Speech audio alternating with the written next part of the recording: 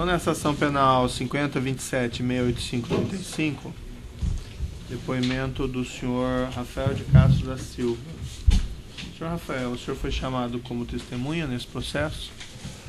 Nessa condição, o senhor tem um compromisso com a justiça em dizer a verdade e responder as perguntas que lhe forem feitas. E eu vou advertir o senhor que, se o senhor faltar com a verdade, o senhor fica sujeito a um processo criminal, certo? Claro. Dito isso, eu passo a palavra ao Ministério Público. Obrigado, Excelência. Boa tarde, tudo bem? Boa tarde, tudo bem. Senhor Rafael, o senhor participou da auditoria em relação à aquisição do Campo de Benim, correto? Correto. Quais eram as suas funções na auditoria? Obrigado. Bom, eu era o líder do trabalho, né? A equipe era eu e o Luiz Eduardo. E a gente, em conjunto, conduziu o trabalho que tinha sido solicitado pela diretoria. No seu relatório de auditoria são mencionadas algumas inconsistências que já foram, inclusive, objeto de indagação em relação ao seu colega, de forma bem sucinta e objetiva, em relação à falta de capacidade financeira da empresa CBH. Uhum. O que os senhores identificaram na oportunidade? Na verdade, o que a gente identifica são fragilidades relações entre documentos, né? Em alguns documentos que havia sido solicitado para a área de inteligência de mercado da área internacional, citava a inexistência de capacidade, né, financeira da CBH. E essa informação não foi repassada para a diretoria. Pelo menos a gente não identificou essa informação sendo repassada. E na resposta da unidade, lá da área internacional, eles confirmaram, eles também não encontraram que essa informação havia sido repassada. Isso quer dizer que nas apresentações do negócio para a diretoria executiva, essa informação não constava? Isso. Essa empresa ela tinha algum know-how na exploração de petróleo? Não sei informar, acredito que não. Ela tinha muitos ativos? Até onde a gente sabe, na própria apresentação que foi obtida com a CBH, que consta dos DIPs, né, os documentos internos da Petrobras, o único ativo era o próprio bloco 4 lá do Benim. E foi verificado o histórico de aquisição desse bloco para a empresa CBH? Como que ela adquiriu esse bloco? Quem foi o proprietário anterior? Bom, também não sei informar com precisão isso, tá? O que a gente sabe é que esse bloco tinha sido adquirido, se não me engano, em 2009 pela CBH e tinha sido levado à Petrobras. A Petrobras, nesse primeiro momento, não levou adiante, né? Acho que foi feito um primeiro data room, né, onde você tem acesso a alguns dados. A Petrobras não foi adiante. Em 2010, eu acho que a CBH lá, ela obteve documentação mais forte e conseguiu, acho que, se não me engano, flexibilizar os prazos para você explorar, que é o que a Petrobras precisava. E aí sim, fez de novo o processo, fez um novo data room, e aí sim a Petrobras adquiriu o bloco, mas não sei precisar quando foi feito isso não. Tá? Como que foi a aproximação da CBH com a Petrobras? Quem que foi a ponte de contato entre a Petrobras e a CBH? Bom, porque assim, durante a auditoria, né, a gente não tem acesso aos e-mails, né, a gente não tem como acessar e-mails das pessoas envolvidas. Durante a auditoria a gente solicita informações à pessoa que está nos atendendo, né? E essa pessoa, ela direciona esse pedido nosso para outras pessoas que estavam envolvidas no processo e eles nos dão documentações. Na documentação que foi nos enviada, existia um e-mail do senhor Idalécio, direto para o, se não me engano, para o Pedro Augusto Bastos, oferecendo a oportunidade. Foi aí que surgiu a oportunidade lá no Benim. Foi apurado qual que era a ligação do senhor Pedro Augusto com o senhor Idalécio? Não foi apurado. Durante a auditoria não foi apurado, não sei se na comissão foi. Em relação ao item inconsistências na análise econômica do projeto, consta aqui na linha A, subavaliação dos custos estimados dos postos exploratórios. O senhor pode falar um pouco sobre esse tema? Bom, durante a auditoria a gente faz uma avaliação sobre a avaliação econômica do projeto, né? E nessa avaliação econômica, um dos itens lá que constam são os custos, né, esperados lá de você explorar o bloco, né? Então você tem custos esperados para perfurar o primeiro poço, o segundo poço, o terceiro poço. Nos estranhou primeiramente um poço numa área, né, num país que não tem base logística, não tem nada, constar como 54 milhões de dólares esse poço. Então a gente começou a questionar isso para as áreas. E durante a documentação, né, isso, só para te lembrar que assim, essa avaliação econômica do projeto que foi submetido para a diretoria, ela foi feita no final de 2010, né, e foi aprovada no nosso CA no início de 2011, janeiro de 2011. O Farmalt, quando a Petrobras depois ela vendeu parte da participação dela para a Shell, isso se deu 1 ano e meio depois, aproximadamente, o preço desse primeiro poço esperado, que era de 54 milhões, pulou para 120. Então isso já nos causou estranheza também, tá? Isso que a gente relatou no relatório. E a Shell, que era a operadora do bloco, quando efetivamente perfurou o poço, na verdade, o custo pulou para 323 milhões de dólares. Então, assim, do salto inicial da previsão para o salto final do que realmente foi gasto, houve uma variação muito, muito alta, né? Então, a gente entende que havia, né, uma subavaliação, que isso poderia melhorar um pouco a avaliação econômica do projeto a ser apresentada para a diretoria. Ou seja, as estimativas eram menores do que as reais, que foi concretizado. A Petrobras gastou mais dinheiro do que na previsão inicial. Isso. Em relação à aprovação da diretoria executiva, foi tranquila a aprovação da diretoria executiva desse projeto? Até onde a gente saiba, não, né? Na verdade, pediram inicialmente, isso foi apresentado, se não me engano, no início de setembro, se não me engano, dia 9 de dezembro, acho que dia 9 de dezembro, se não me engano, e pediram maiores informações sobre a CBH. Então, fez-se de novo novas pesquisas, pediram um Doing Business, né, que são informações gerais sobre o país, né, que você está indo investir, e depois se voltou com essas informações, que isso não, que até é referente ao primeiro ponto, né, isso não consta no primeiro ponto, essas informações financeiras, tá? Então, a diretoria não aprovou de cara, né, pediu maiores informações. E algum diretor manifestou relutância específica? Olha, eles citaram, eu não me lembro agora, teve não sei se foi o Barbaça, teve um diretor financeiro que pediu maiores informações, não me lembro agora qual. Mas tem um e-mail dizendo, não me lembro qual e-mail, mas tem um diretor específico que acho que pediu maiores informações, sim. Qual foi a participação do senhor Jorge Zelada nesse processo? Não sei informar.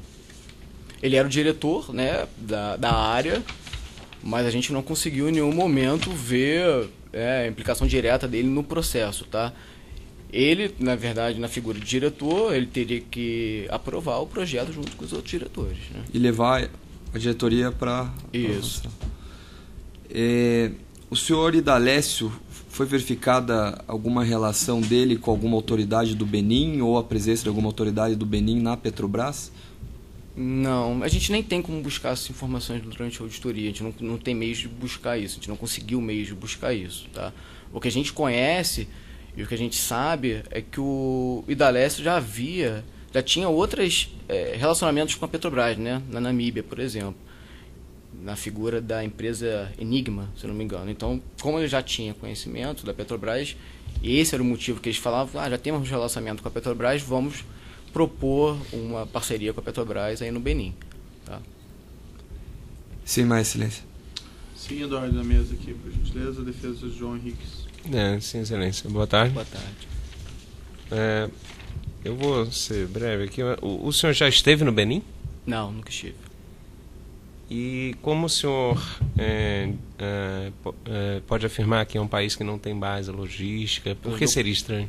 Pelos documentos que a gente lê, que foi apresentado na própria proposição, no DIP 231/2010, que foi proposto para para a diretoria, eles contam um pouco da história do Benin, que fala que havia produção em 1980, que essa produção acabou em 98, que desde então eles não tinham mais produção nenhuma, e que o país importa derivados de petróleo, não tem produção, não tem base logística, e a escolha da Shell, por exemplo, para ser uma empresa parceira, né, que a gente vendeu para ela, um dos motivos é que a Shell possuía base logística na Nigéria, que é próximo, que poderia ser usada essa base logística também. Maravilhosa da Nigéria. Que a Nigéria, sim, tem bastante tem um peso grande na... Maravilhoso. O senhor já esteve na República Democrática do Congo? Não, nunca estive. Em Angola? Em Angola, sim. Ok. O senhor sabe de alguma influência externa, uma pressão externa feita entre a contratação da CBH e a Petrobras? Não sei como. Sem mais perguntas, excelência. Defesa de Cláudia Cruz.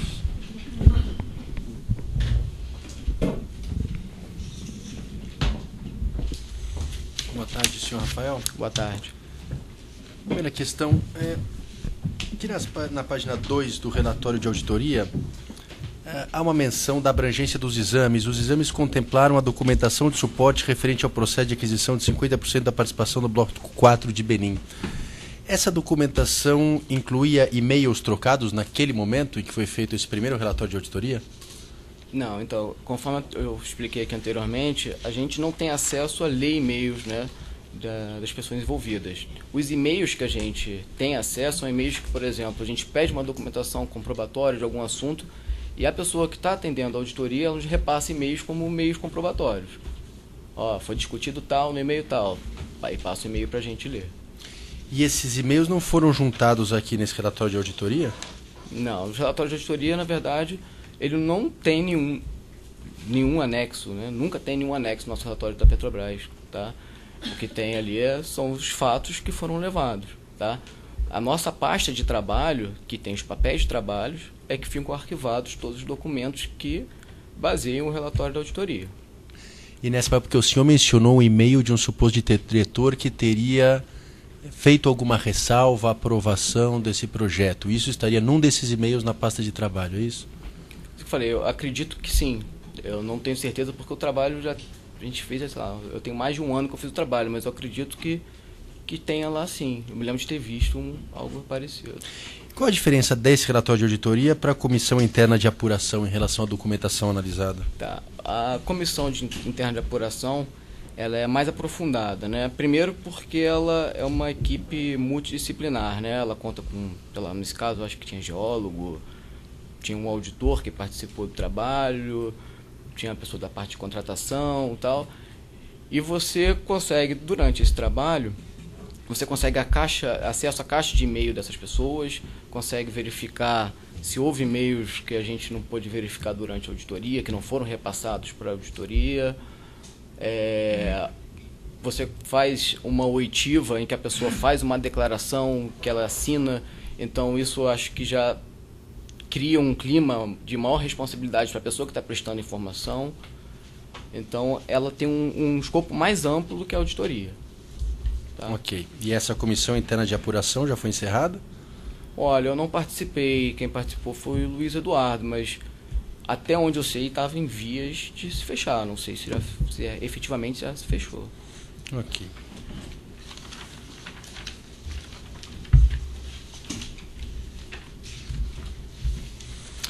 Só uma última questão. Nesse processo de negociação, de troca de minutos de contrato, esses documentos e essas informações acerca da negociação, elas são restritas ou elas são públicas, acessíveis ao público em geral? Você pode repetir? Esse processo de negociação, até a formalização do contrato, onde se fazem as análises prévias, as análises econômicas... Não, são restritas. São restritas. Quem é que tem acesso a isso? Só as pessoas envolvidas no processo, né? No caso aí lá da Inter, são as pessoas... Porque assim, na época não existia, lá na Petrobras, uma norma que estabelecesse, no caso aí no caso aí do Farmin, né? O Farmin, na verdade, quando você entra num bloco, você adquire participação em determinado bloco. Tá? Não existia nenhuma normatização que dissesse como você deveria fazer isso. Tá? Apesar de não haver essa norma, né, as boas práticas de governança, algumas coisas você sabe, teoricamente, como deve se fazer. Né? Você não precisa de uma norma, mas você sabe de como deve se fazer. Então,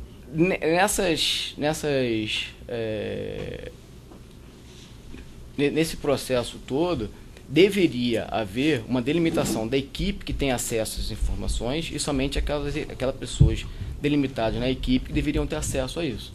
Não sei precisar se outras pessoas tiveram acesso, mas teoricamente somente aquelas pessoas envolvidas. Até onde a gente sabe, as pessoas que tiveram acesso, que estavam envolvidas, pelo que eu me lembro os nomes, era um rapaz lá que fazia a avaliação econômica, era o Almir Torquato, o Pedro Augusto, que era o gerente, o Daniel Zani, que era o coordenador do projeto, e o Benício, que assinou todos os JIPs. Agora, eu não sei se outras pessoas tiveram acesso à informação. Tá. O senhor disse que quando houve o Farm Out, o preço de custo que era previsto, ele aumentou, é isso? Ele aumentou significativamente? A previsão, né, uma estimativa da perfuração do poço, né? Tá. Antes você se previa que seria um gasto de 54 milhões e um ano e meio depois você previu que seriam gastos 120 milhões de dólares. Agora, vocês afirmam aqui no relatório de vocês que estão explicadas essas estimativas de custo observadas entre 2010 e 2012. É isso? Não, a gente não afirma. Na verdade, o relatório de auditoria ele é montado da seguinte forma: a gente bota os nossos comentários, né, nossos achados de auditoria, as nossas recomendações, e a área auditada ela tem um espaço para botar os comentários dela.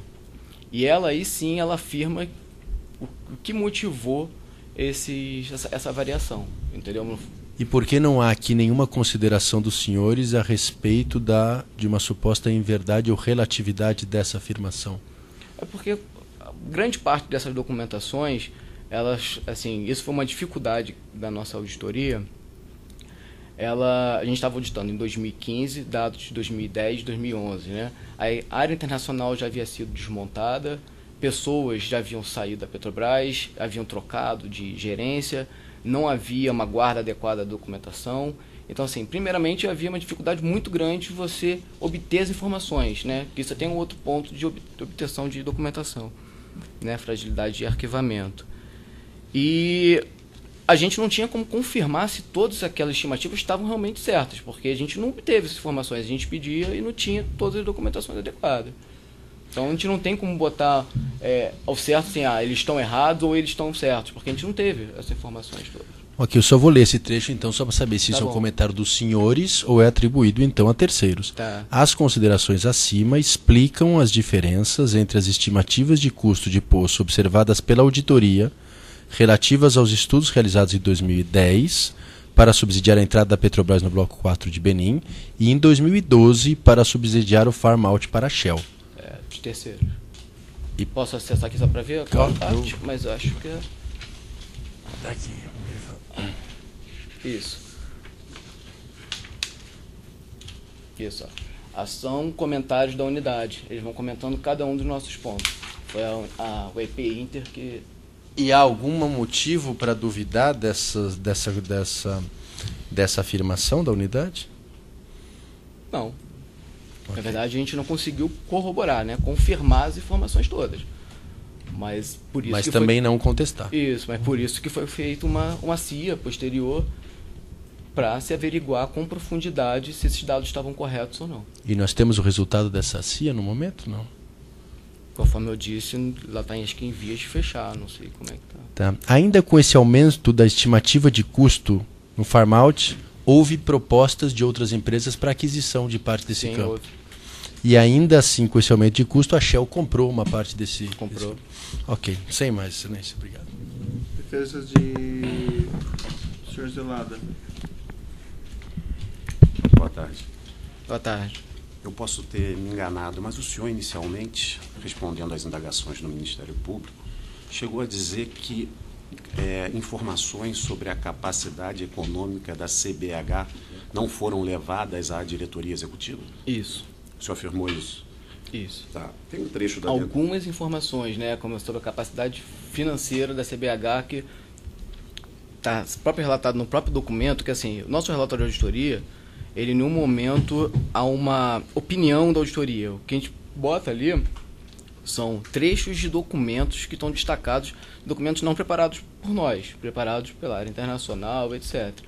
E nesse momento ele fala lá, em algum documento, não me lembro se é o DIP 231, que, lógico, ele fala que o único ativo era o bloco 4, tá? Mas um relatório acessório, que era aquele IM 2010, preparado pela área internacional, ele destacava, na pesquisa sobre a CBH, que esgotados todos os meios de procura, tal, não existia uma conclusão sobre a capacidade financeira da CBH. Isso foi omitido da diretoria executiva?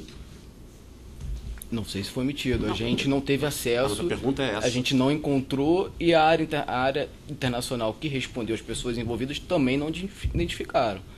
Então, assim, acredito que sim, mas não posso afirmar.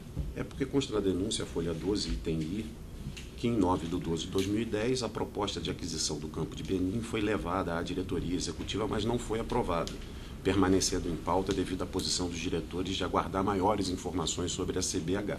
Naquele momento, entendeu-se temerário associar a Petrobras com uma empresa aparentemente sem experiência com a área do petróleo. Então, o tema capacidade econômica da CBH foi ou não foi discutido na diretoria executiva? Sim. Isso aí é o trecho da denúncia. Sim, eu não Você desconhece essa discussão sobre a capacidade econômica da CBH? desconheço. Então, esse tema foi tratado em diretoria executiva, então não foi omitido da diretoria executiva. Olha aí, doutor, o que ele disse foi que as informações, a afirmação de que não tinha, me corrija se estiver errado, que a afirmação de que não tinha informações econômicas adequadas sobre a CBH não foi levada à diretoria, é isso? Isso. Então, é diferente do que o senhor está O afirmando. tema foi tratado, a questão da capacidade econômica foi discutido, tanto que... Mas o que ele afirmou foi outra coisa, que uma conclusão de que não havia informações suficientes a respeito da capacidade econômica da CBH não foi levada à Essa diretoria. informação específica, que a gente entende como uma informação importante, crucial, a gente não sabe se efetivamente ela foi tratada. Não sabe. Ah, tá, não sabe. O senhor não participou da comissão interna, né? Não. Não. A costa oeste da África tem algum atrativo especial para a Petrobras? Bom, é tratada lá na Petrobras, né, pelos geólogos, como uma área teoricamente atrativa por guardar alguma similaridade com a costa brasileira, né? Mas até então, todos os blocos que a gente tem conhecimento que a Petrobras operou, a gente não teve sucesso em nenhuma dessas perfurações até então. O Tá? senhor considera um negócio de risco? Sim, considero. Bastante risco. A governança da área internacional, você sabe quando foi implantada e quem implantou? Não sei. O senhor respondeu no Ministério Público, da análise que o senhor fez, não identificou nenhuma implicação direta do diretor Jorge Zelada nessa negociação. Mas o senhor chegou a verificar se ele participou da diretoria executiva quando da aprovação da compra, se ele estava lá presente, se ele integrou o colegiado? Não sei, a gente recebe uma pauta com a aprovação. Agora, não sei se ele efetivamente estava lá. Tá, sem mais perguntas. Defesa de Dalécio. Boa tarde, senhor Boa Rafael. tarde. Só para entender, talvez eu agora esteja entendendo um pouco a confusão desse relatório. A parte que lhes cabe ao senhor, à sua equipe, né, o Rafael, só você, o senhor e o Luiz Eduardo, né? Onde tem comentários, os senhores comentaram. Onde tem comentários da unidade, não tem nada a ver com o que os senhores comentam. A gente não escreve, é a unidade. Esse relatório ele é enviado para a unidade, a gente pede... Mas não tem a autoria das pessoas que... Porque é muito importante a gente identificar quem foram as pessoas que fizeram esses comentários. O senhor sabe, na unidade, quem foi o responsável por esses comentários? Lá na Petrobras, o trâmite interno dessa documentação é o seguinte: sai uma minuta de relatório, né? É um draft de relatório em que a gente caminha para a unidade, tá? E essa unidade com nossos comentários e com as recomendações. Eles têm, teoricamente, um prazo acordado, mas geralmente 30 dias para ler o relatório e para inserir os comentários deles, claro. E com um prazo, se tiver regularização ou alguma ação da unidade. Como tem aí, acho que eles sugeriram a instalação de uma comissão interna de apuração com prazo de até 120 dias, se não me engano. Não são vocês que sugeriram isso? Não. Na verdade, a gente pediu, como a gente bota na nossa recomendação, para justificar e verificar as responsabilidades de quem são os responsáveis por isso. Lá na Petrobras, a auditoria interna, quando recomenda isso, já sugere uma comissão interna de averiguação. Tá?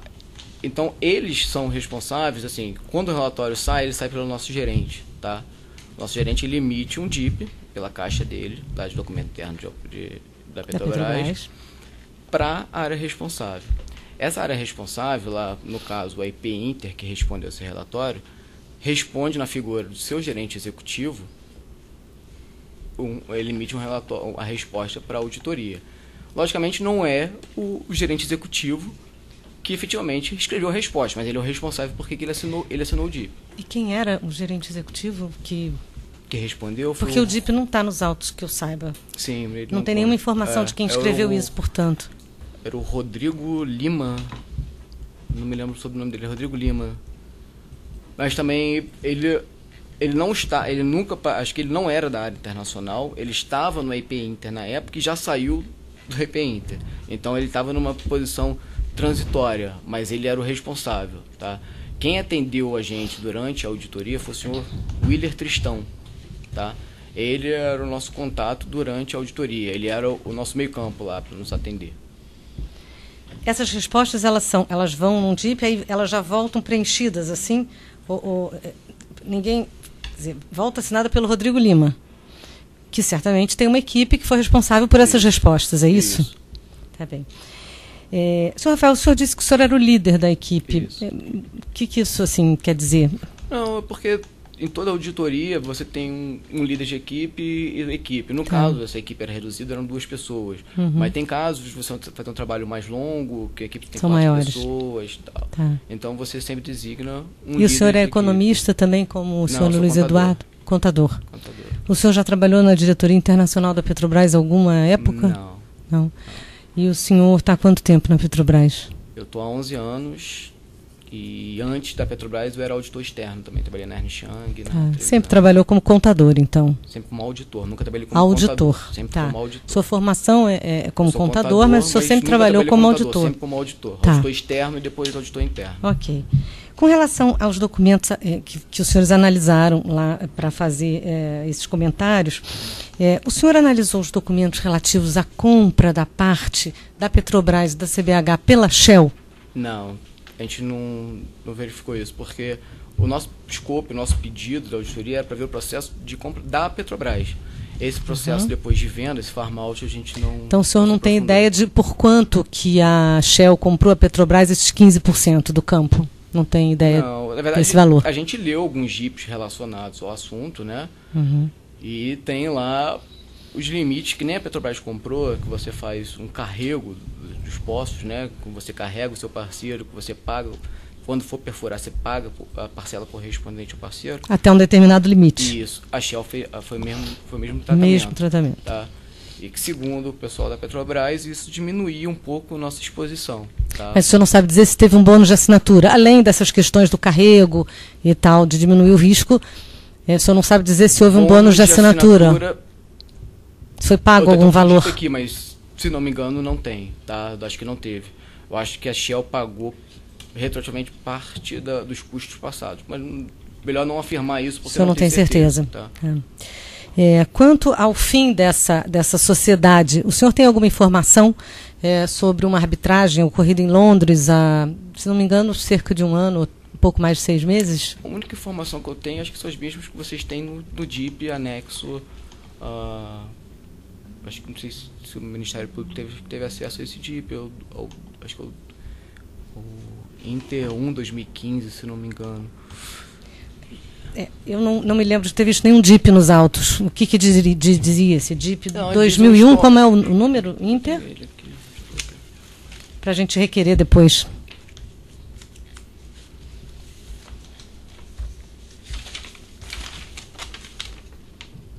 É IP Inter 1/2015. 1 de 2015. Ele trata exatamente dessa questão da arbitragem? Não, ele não trata sobre a arbitragem. Então, Mas traz informações? traz um pequeno histórico, tá? Porque o assunto do DIP é POG-BV, assinatura de acordos para a saída do Bloco 4 e encerramento da sucursal no Benin. Então ele conta um pouco do histórico de todo o processo lá que levou à entrada, da saída, da venda da parcela para a Shell e um pouquinho dessa arbitragem que conta como é que aconteceu essa arbitragem. Só que a arbitragem não estava ainda concluída à época. Então dizia-se que a Petrobras poderia incorrer em gastos maiores do que efetivamente se fizesse o acordo entre a Shell e a Petrobras em arcar a parte e a devida, CBH. pela CBH. Então decidiu-se, isso que foi aprovado pela diretoria, em se encerrar a sucursal lá no Benin. Esse DIP que o senhor mencionou, acho que o senhor fez menção de estar aí, sobre a entrada da Shell. Qual é o número dele para nós podermos requerer também? Porque eu acho que não está nos autos, se não me engano. Farmaut, né? O Farmaut. É o InterDN, Inter-DN 65/2012. Obrigada. Nada. Quanto a essa questão de uma proposta não vinculante que foi enviada no dia 23/11, parece que sem o carimbo de aprovação da diretoria, e que teria sido enviado no dia seguinte ao diretor, né?